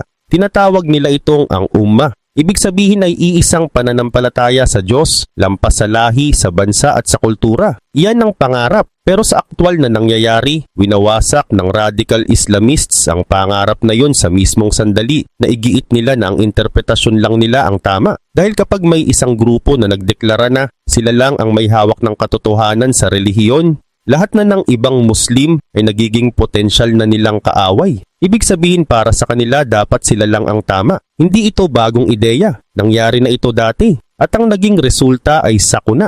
Noong 7th century, halos isang henerasyon lang matapos pumanaw ang Propeta Muhammad, may lumitaw na grupo na tinawag na Kharijites, ang unang extremist movement sa kasaysayan ng Islam. Naniniwala ang Kharijites na sila lang ang tunay na mananampalataya, lahat ng iba sa kanilang pananampalataya. Kahit na si Caliph Ali, ang pinsan at manugang ng Propeta Muhammad ay para sa kanila ay apostates at karapat dapat mamatay. Binaliktad ng Kharijites ang mismong Muslim community laban sa sarili nito. Pinatay nila ang kapwa Muslim dahil lang sa doktrina. Pinatay nila si Ali. Idineklara nila na ang sinumang Muslim na nagkasala ay hindi na Muslim. Isang ideolohiya ang nilikha nila, sobrang higpit, sobrang sarado na ginawang executioner ang magkakapitbahay. Sa loob ng maraming siglo, paulit-ulit na nagbabala ang mga Islamic scholars laban sa Kharijites. Itinuturing silang pinakamalaking banta sa loob mismo ng Islam. Pero ang babalang iyon, nakalimutan o binaliwala dahil ang mga jihadist movement ngayon ay neo-Kharijites na may modern weapons at sila ang mga ISIS, Al-Qaeda, Taliban, Boko Haram. Magkakaiba ang pangalan pero iisa ang script. Bawat isa ay nagsasabing sila raw ang bumubuhay sa tunay na Islam. Bawat isa ay tinatatakan ng mga Muslim na hindi sang-ayon sa kanila bilang infidels o mga taong hindi tumatanggap ng pananampalataya. At bawat isa sa neo-Kharijites ay inuulit ang Kharijite playbook. Ideklara ang sarili bilang pure. Ideklara ang lahat ng iba bilang corrupt, burahin ng corruption. Ito ang tinatawag na takfir, ang pagdeklara na ang kapwa Muslim ay hindi na Muslim. At ito ang bombang nasa gitna ng lahat ng susunod na trahedya. Kapag nakumbinsi mo ang sarili mo na ang kapwa Muslim ay hindi na talaga Muslim, wala nang hangganan ang pwede mong gawin sa kanila sa ngalan ng Diyos. Ang pagbabawal sa pagpatay ng mananampalataya, wala na. Ang utos ng awa at pagpipigil, hindi na mahalaga. Sa isip ng extremist, hindi ka pumapatay ng Muslim, kundi nagpapatupad ka lang ng hatol sa apostate. Ito ay bitag na walang labasan. Habang mas pinipilit ng radical movement na ipatupad ang bersyon nila ng pananampalataya, mas marami silang Muslim na itinutulak palabas. Bawat baryong masakop, kailangang linisin sa impure na gawain. Bawat mosque na hindi ayon sa disenyo nila gigibain. Bawat imam na tumangging sumunod, ituturing na traidor sa pananampalataya. Sa Afghanistan, inusig ng Taliban ang Shia Hazaras at mga Sufi. Itinuturing silang deviants. May mga Hazara neighborhoods na binomba. May mga mosques na inatake habang nagdarasal ang mga tao. Sa Iraq at Syria, nagsagawa ang ISIS ng genocidal war laban sa mga Shia. Binomba ang mga mosques tuwing Friday prayers. Pinatay ang buong mga baryo. Noong 2014, pinagpapaslang ng ISIS ang mahigit 1,700 Shia Air Force cadets sa Camp Speicher. Pinapila sila, pinagbabaril at kinunan pa ng video. Ito ang aktwal na mukha ng radical Islam sa kapangyarihan. At dito natin nakikita kung paano ang ideolohiyang nagsasabing ililigtas namin ang pananampalataya ay nauuwi sa pagpatay sa mismong mga naniniwala rito. Ito ang bitag sa gitna na kapag pumasok na ang isang lipunan dito, ang pagkawasak ay hindi na aksidente, kundi siguradong resulta. Sa Pakistan, libo-libo na ang napatay ng mga hardline Sunni militias sa mga pag-atake sa Shia mosques at mga relihiyosong prosesyon. Hindi lang mga mandirigma ang tinarget, mga Shia doctors, teachers at lawyers ang inassassinate. Lahat pinangatuwiranan sa isang salita, heretics. At hindi doon nagtatapos ang karahasan. Hindi lang Sunni laban sa Shia ang nangyayari. Binabasag din ng mga radical group ang sarili nilang hanay. Sa Nigeria, pinatay ng Boko Haram ang mga mainstream Sunni imams at inatake ang mga Sufi shrines. Sabi nila, ang Islamic mysticism daw ay idolatry. Sa Somalia, tinatakan ng Al-Shabaab ang mga lokal na Muslim leaders bilang infidels dahil lang tumanggi silang sumunod. Kahit ang mga extremist mismo ay nagkakawatak-watak. Nag-away ang ISIS at Al-Qaeda, bawat isa ay dineklara ang kabila bilang deviant. May mga Taliban factions na naglalabanan. At palaging may bagong offshoots, mas extreme kaysa sa nauna, kumbinsidong nagbenta ang nakaraang henerasyon. Ito ang produkto ng bitag na ito. Palawak ng palawak ang listahan ng kaaway.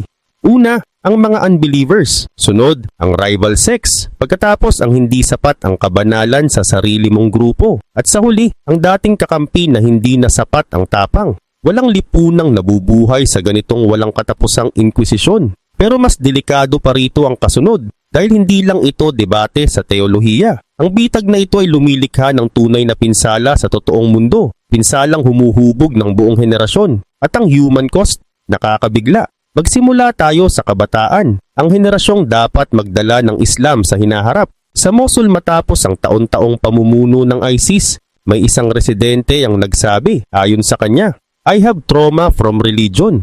Napanood niya ang mga execution videos kung saan binabanggit ng mga militant ang Quran habang sinusunog ng buhay ang mga bihag. Nakita niya ang mga jihadis na gumagamit ng Islamic verses para bigyang katwiran ang pagpugot ng ulo ng mga bata. Hindi niya napagkasya ang pananampalataya sa nasaksihan niyang karahasan. Kaya umalis siya. Tinalikuran niya ang Islam ng tuluyan at hindi siya nag-iisa. Sa Iraq at Syria, ipinapakita ng mga survey ang pagdami ng kabataang nagtatanong o tuluyang umaalis sa pananampalataya. Sa mga lipunang tradisyonal at konserbatibo, halos hindi ito maiisip noon.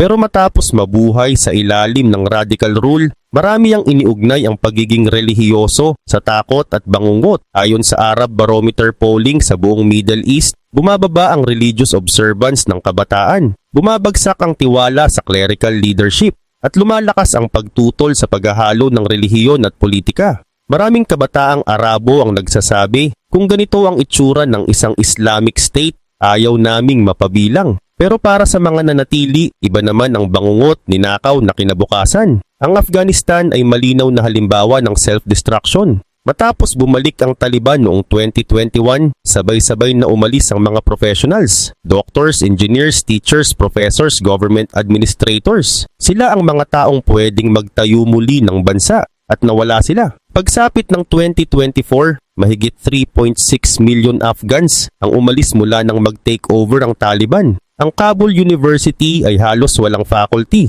Ang mga hospital ay kulang sa surgeons. Ang mga ministry ay hindi gumagana dahil tumakas ang mga bureaucrats. At ang Taliban na nagbawal sa kababaihan sa universities at trabaho, na nag-dismiss ng female doctors at teachers, ay ngayon nagrereklamo dahil nawalan daw ng human capital. Nahihirapan silang magpatakbo ng basic services dahil sila mismo ang nagtaboy sa kaalaman. Ang irony ay parang nakakatawa. Kung hindi lang ito humahatol sa isang buong henerasyon. At Syria, mas malala pa ang sukat. Mahigit 7 million refugees ang tumakas palabas ng bansa. Isa pang 7.4 million ang internally displaced. Iyan ay mahigit kalahati ng populasyon bago ang digmaan. At hindi lang ito basta statistics. Mga totoong tao ito. Totoong pagkawala.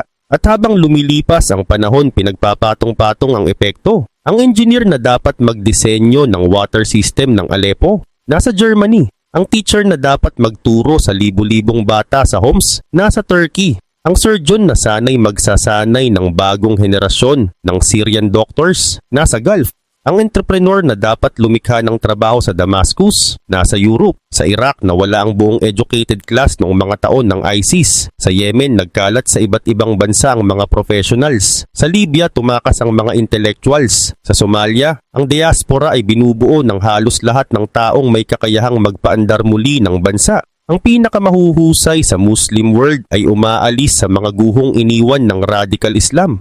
At sa bawat pag-alis, lalo pang lumalayo ang tsansa ng pagbangon. Pero paano naman ang mga batang naiwan sa mga guhong iyon? Sa Northeast Nigeria, nagsagawa ang Boko Haram ng sistematikong digmaan laban sa edukasyon. Hindi lang nila sinira ang mga paaralan. Binura nila ang mga ito sa mapa. Tinatayang 1,400 schools ang winasak. Hindi na pinsala, sinunog hanggang abo. Pinatay nila ang 2,300 teachers. Marami sa kanila pinatay sa harap mismo ng kanilang mga estudyante para magpadala ng mensahe. Ang mismong pangalan ng grupo ay nangangahulugang Western Education is Forbidden. At taon-taon nilang siniguro na walang batang makakatanggap ng edukasyon sa mga lugar na kontrolado nila. Ang laki ng nawalang oportunidad ay nakakatindig balahibo. Mahigit kalahati ng lahat ng school sa Borno State, ang sentro ng insurgency, ay sarado pa rin kahit matagal nang humupa ang pinakamatinding karahasan. Milyon-milyong bata ang nawalan ng mahahalagang taon ng pag-aaral. Isang buong henerasyon ang lumalaki na hindi marunong bumasa, sumulat o mag-basic mathematics. Wala silang skills para bumuo ng kinabukasan. Wala silang pundasyon para buuing muli ang kanilang komunidad. Ayon sa UNICEF, 3 million children sa rehiyong ito ang nangangailangan ng emergency education support. 3 million batang isip na dapat nasa classroom. Pero sa halip ay lumalaki sa camps, sa mga guho o sa kalye. Ang ilan ay ni-recruit bilang child soldiers. Ang iba naman ay na-indoctrinate sa extremism mula sa pinakamaagang alaala nila. Ganito rin ang nangyari sa Afghanistan.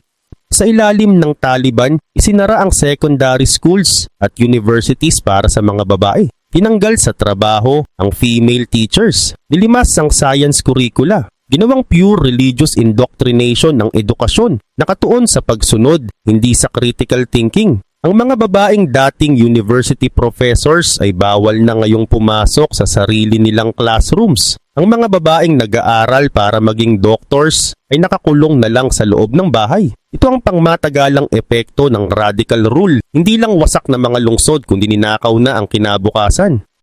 Kapag sinira mo ang edukasyon, hindi lang isang henerasyon ang tinatamaan. Marami ang hinahatulan mo. Dahil ang mga batang hindi nakapag-aral ngayon ay hindi na rin makakapagturo sa sarili nilang mga anak bukas. At doon umiikot ang problema, paulit-ulit na kamangmangan, isang cycle na hindi kusang napuputol. Kasunod nito ang ganap na pagguho ng ekonomiya. Sa Syria, lumiliit ang ekonomiya ng mahigit kalahati mula nang magsimula ang digmaan. Pagsapit ng 2024, humigit kumulang 70% ng mga Syrian ang nabubuhay sa ibaba ng poverty line. Sa isang bansang isang dekada lang ang nakalipas, ang karamihan ng pamilya ay middle class. Ang mga lungsod na dati sentro ng negosyo ay naging wasak na lugar. Ang Aleppo, na dating industrial heartland ng Syria, ay nakita ang mga ancient souks na masunog at ang mga factory na bombahin hanggang maging guho. Ang Raqqa, ang de facto capital ng ISIS, ay naging mga abo. Walang natirang industriya, walang produksyon. Ang Syrian pound ay halos wala ng halaga. Ang mga basic goods ay naging luho. Ang kuryente, ilang oras lang kada araw, kung meron man. Ang malinis na tubig ay kulang. Ang healthcare system ay gumuho. Mga ospital binomba, mga doktor tumakas, mga gamot wala. Ang bansang dati halos self-sufficient sa pagkain ay ngayon umaasa na sa humanitarian aid para maiwasan ang mass starvation. Sa Afghanistan, mabilis at marahas ang pagbagsak ng ekonomiya matapos ang Taliban takeover. Bumagsak ang GDP ng humigit kumulang 20% sa loob lang ng isang taon. Mula sa pagtanggap ng bilyon-bilyong development aid, naging international paraya ang bansa dahil sa sanctions. Ang banking system ay halos tumigil. Hindi ma-access ng mga tao ang sarili nilang ipon. Ang pera ay halos walang silbi. Hindi nababayaran ng government salaries. At ang human cost ng economic collapse ay ramdam sa araw-araw na buhay. Hindi lang ito kahirapan sa papel. Nagbebenta ang mga tao ng mga gamit nila para lang makabili ng pagkain. Inaalis ang mga bata sa eskwelahan para magtrabaho o mamalimos. May mga pamilyang namimili kung sino ang kakain at sino ang magugutom. Sa Afghanistan, may mga dokumentadong kaso ng mga pamilyang ibinebenta ang mga batang anak na babae sa maagang kasal para lang makabili ng tinapay. Literal na child brides kapalit ng kaunting pera para mabuhay. Sa Northeast Nigeria, kinuwenta ng United Nations na ang Boko Haram insurgency ay nagdulot ng halos 350,000 deaths pagsapit ng 2020. At karamihan sa mga namatay ay hindi dahil sa bala o bomba. Sila ay mga bata, ang pinakamahina, na nagutom o namatay sa sakit sa gitna ng isang humanitarian catastrophe. Malnutrition, diarrhea, measles, mga preventable deaths na nangyari dahil bumagsak ang ekonomiya at medical system. Kung magpapatuloy ang conflict sa kasalukuyang direksyon, nagbabala ang United Nations na mahigit 1 million pa ang maaaring mamatay mula sa indirect causes pagsapit ng 2030. Hindi dahil sa karahasan, kundi dahil sa kahirapan at kawalan ng healthcare. Ito ang nangyayari kapag nanalo ang radical Islam. Hindi lang bumabagal ang ekonomiya, hindi lang nagkakaresesyon, sumasabog ito mula sa loob. Nagkakadurog-durog ang trade networks, naglalaho ang investment sa isang iglap, gumuguho ang infrastructure at hindi na naitatayo muli. Ito ang presyo ng ideolohiyang nangakong magdadala ng kaayusan, pero ang iniwan ay ganap na pagkawasak.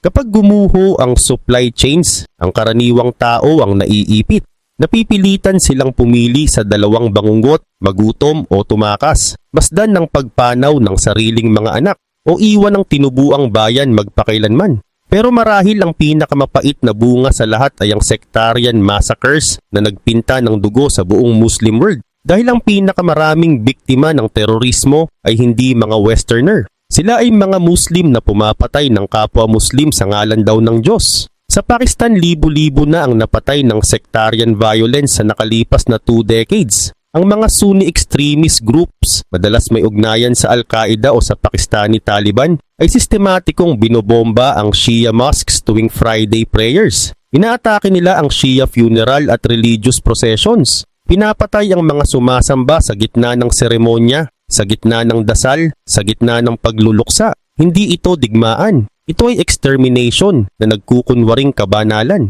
Doctors, lawyers, teachers ang tinatarget at ina-assassinate dahil lang Shia sila. Buong mga komunidad ang nabubuhay sa takot at lahat ay binibigyang katwiran sa pagdeklara na isang buong sangay ng Islam ay heretical. Sa Iraq noong mid-2000s naging sectarian battlefield ang Baghdad. Ang mga kapitbahayan ay nilinis batay sa sekta. Itinaboy ng Sunni militias ang mga Shia, itinaboy naman ng Shia militias ang mga Sunni. Tuwing umaga, may mga bangkay sa kalsada. Iniwan matapos ang nighttime executions. Mga pamilyang magkatabi ang bahay sa loob ng maraming henerasyon ay biglang naging mortal enemies dahil lang sa kung anong branch ng Islam ang sinusunod nila. Pagsapit ng 2014, nang ideklara ng ISIS ang caliphate nito, hundreds of thousands na ang patay sa sectarian warfare. Ang civil war bago pa ang ISIS ay matagal nang binasag ang Iraqi society ayon sa relihiyon. Kaya naging mas madali para sa extremists na pagsamantalahan ang mga lamat at dinala ng ISIS ang karahasang sektaryan sa mas malalang antas. Hindi lang sila lumaban sa Shia militias. Pinatay nila ang mga Shia civilians sa industrial scale. Ang Camp Speicher Massacre noong 2014 ay nakita ang ISIS na pumatay ng humigit kumulang 1,700 Shia Iraqi Air Force cadets. Pinaghiwalay sila sa mga Sunni soldiers, pinapila, pinagbabaril, mass graves, filmed executions, pagdiriwang ng genocide. Sa Yemen, ang civil war ay naging proxy battle ng Saudi Arabia at Iran. Sunni laban sa Shia na isinasagawa sa pamamagitan ng airstrikes, artillery at starvation sieges. Mga Yemeni Muslims ang binobomba ng kapwa Yemeni Muslims. Mga kasalan ang tinamaan, mga palengke ang winasak, mga baryo ang pinatag. Lahat sa ngalan ng sectarian supremacy. Binobomba ng Houthis ang mga Sunni towns, tinamaan ng Saudi airstrikes ang mga Shia areas. Sa puntong ito parang wala nang pakialam ang magkabilang panig na kapwa nila, pinapatay ang mga Muslim, mga Arabo, mga Yemeni. Kinain na ng sectarian narrative ang lahat ng iba pa, ang Ummah. Ang pangarap ng nagkakaisang Muslim community na lampas sa lahat ng pagkakahati ay nakahandusay sa mga kalsada ng Baghdad, Sanaa, Karachi at 12-dosenang iba pang lungsod. Ang mga komunidad na magkakasamang nabuhay sa loob ng mga siglo ay ngayon hiwalay na ng takot at galit. Ang tiwala sa pagitan ng mga sekta ay ganap ng nabura. Ang hinala ay ipinapamana sa mga bata bilang minanang puot. Ang mismong hibla ng Islamic civilization ay pinupunit mula sa loob. At narito ang pinakamalupit na bahagi. Hindi ito random. May pattern ng pagkawasak na ito. At sa susunod makikita natin kung paano paulit-ulit na umuulit ang siklong iyon sa bawat lugar na sinasakop ng extremism.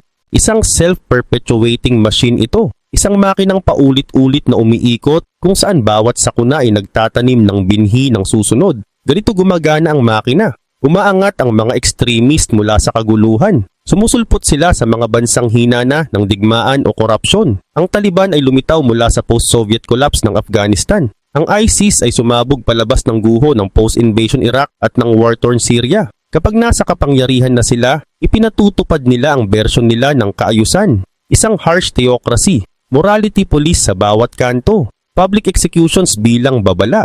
Kababaihan ikinukubli at tinatanggalan ng boses, sining at musika ipinagbabawal, at anumang paglihis sa doktrina nila ay pinaparusahan ng dahas. Ang ganitong paninikil ay lumilikha ng pagtutol. Minsan, mula sa loob, mga lokal na komunidad ang tumatayo. Minsan mula sa labas, mga gobyerno at militar ang nangingialam. Kadalasan pareho. At ang resulta, civil war. Mas maraming pagkawasak, mas malalim na trauma, mas maraming refugees. Sa gitna ng kaguluhang iyon, lumalaki ang isang bagong henerasyon, nakapaligid sa karahasan.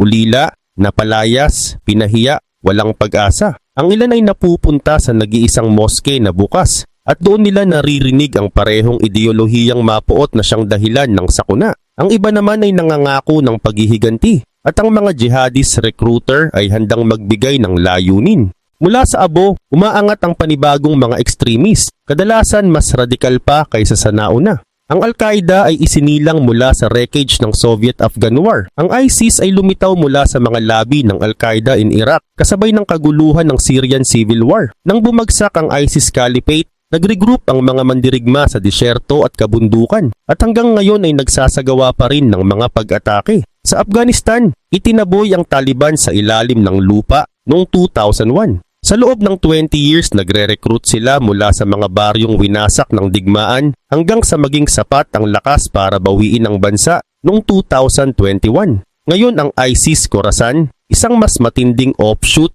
ay binobomba ang mga moske at palengke sa Afghanistan. Sinusubukang pabagsakin ng Taliban dahil umano'y masyado raw soft, umiikot ang gulong.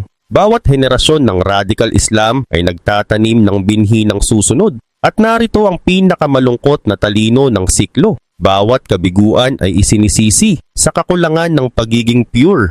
Tinitingnan ng mga extremist ang mga guho at hindi nila nakikita ang bunga ng sarili nilang kayabangan. Sa halip nakikita nila ang patunay na hindi pa sila sapat na extreme, kaya lalo silang humihigpit. Mas lalo silang dumodoble. Ang Somalia ay naipit sa siklong ito sa loob ng mga dekada. Ang Syria at Iraq ay tinatahak ang parehong landas. Ang Afghanistan ay tila nakakandado sa siklo at ang Yemen ay walang senyales ng pagkalaya, pero maaaring may isang daan palabas dahil napapagod na ang mga tao. Ang mga nakaranas ng siklong ito, ang mga nabuhay sa paulit-ulit na pagkawasak ay umaabot na sa breaking point. Sa Anbar province ng Iraq, ang mga Sunni tribes ay unang nagtiis sa Al-Qaeda bilang paglaban sa American occupation. Pero dumating ang turning point nang ang kalupitan ng Al-Qaeda ay nagsimulang wasakin ng mismong lipunan na pinanggalingan nila, bumaligtad ang mga tribo. Sa Anbar province ng Iraq, tinulungan ng mga Sunni tribes na itaboy ang mga extremists sa pangyayaring nakilala bilang Sunni Awakening.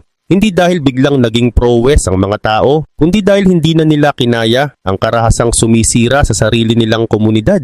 Sa Syria may mga sibilyan na palihim na nagdiwang ng matalo ang ISIS kahit patakot sila sa Assad regime. Dahil malinaw sa kanila ang isang bagay, ang buhay sa ilalim ng Caliphate ay impyerno. At kahit sa Afghanistan, kung saan nasa kapangyarihan ngayon ng Taliban, dumarami ang bulungan ng pagkadismaya. Maraming Afghan ang nagtatanong sa sarili, ito ba talaga ang Islamic ideal na gusto namin? Ang kawalan ng kakayahan, ang paninikil, ang pagbagsak ng ekonomiya. Nangako ang mga extremist ng paraiso. Ang ibinigay nila ay mga guho. Sa buong Muslim world may lumalaban pabalik.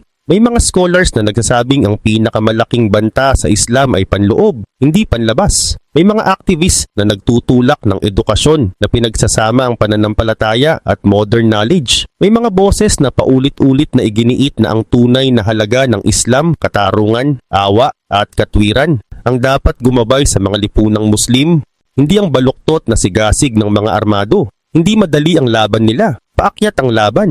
Pero may dala silang mahalagang bagay, ang pagkilala na kailangang pigilan ang suicide spiral na ito. Dahil malinaw na malinaw ang pattern at nakamamatay ito. Walang sibilisasyon ang nabubuhay kung palagi itong nakikipagdigma sa sarili. Kung nahahati ang bahay laban sa sarili, babagsak ito. Ang Golden Age ng Islam, noong ang Baghdad, Damascus at Cordoba ay nangunguna sa mundo sa science, philosophy at art, ay nangyari dahil ang pananampalataya noon ay nagtutulak ng sibilisasyon. Ito ay pinagkukunan ng pagkakaisa at pag-unlad. Ngayon, sa isipan ng maraming kabataang Muslim at ng mga tagamasid sa buong mundo, ang salitang Islam ay nagdadala ng larawan ng nakamaskarang armadong lalaki, mga guho at sectarian hatred. Ang mga ekstremist na nagsabing nililigtas nila ang Islam ang siyang nag-hijack ng kwento nito at itinulak ito pababa. Yan ang sagot sa tanong natin. Paano nauuwi sa pagkasira ang pagsisikap na iligtas ang Islam? Sa pamamagitan ng pagdeklara ng digmaan laban sa lahat ng nag-iiba ang paraan ng pagsamba. Sa pamamagitan ng pagbabago ng pananampalataya tungo sa takot.